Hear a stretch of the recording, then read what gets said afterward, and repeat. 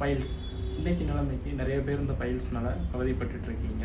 இந்த பைல்ஸ்னால் என்னென்னா, நம்ம ரெக்டம் அண்ட் ஆனஸ், அதாவது நம்ம ஆசனவாய் பகுதிகளில் ஏற்படுற அதிக அழுத்தம் காரணத்தினால அங்கே இருக்க நரம்புகள் எல்லாமே வீக்கமடையும். இதைத்தான் நம்ம பைல்ஸ் அப்படின்னு சொல்கிறோம்.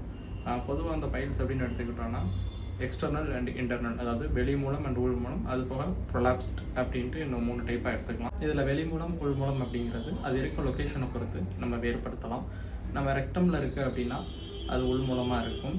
அண்ட் ஆனஸில் வெளியில் வர்றப்போ அது வெளி மூலமாக இருக்கும். இந்த வெளி மூலம் இருக்கவங்களுக்கு தான் அதிகமான வலி ஏற்படும், ஊறல் ஏற்படும், சம்டைம்ஸ் ப்ளீடிங் வரும். இந்த உள் மூலம் இருக்கவங்களுக்கு அந்தளவுக்கு பெருசாக வலி எல்லா டைமும் இருக்காது, பட் ப்ளீடிங் அதிகமாக இருக்கிறதுக்கு வாய்ப்புகள் இருக்கும். ஸோ இது வர்றதுக்கு என்னென்ன ரீசன்ஸ் இருக்குது அப்படின்றதெல்லாம் ஒவ்வொன்றா பார்க்கலாம். இதுக்கு ரொம்ப முக்கியமான காரணம் என்னென்னு பார்த்தீங்கன்னா கான்ஸ்டிபேஷன், மலச்சிக்கல்.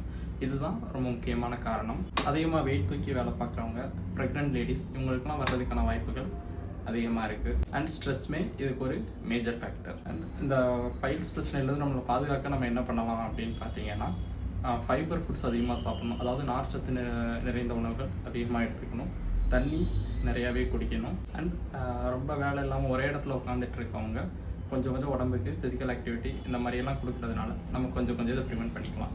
அண்ட் ஒரு வேளை இப்போ பைல்ஸ் பிரச்சனைனால நீங்கள் அவதிப்படுறீங்க அப்படின்னா, இது ஒன்றும் சரி பண்ண முடியாததோ இல்லை இதுக்கு ஆப்ரேஷன் மட்டும்தான் தீர்வோ அப்படின்றதோ கிடையாது.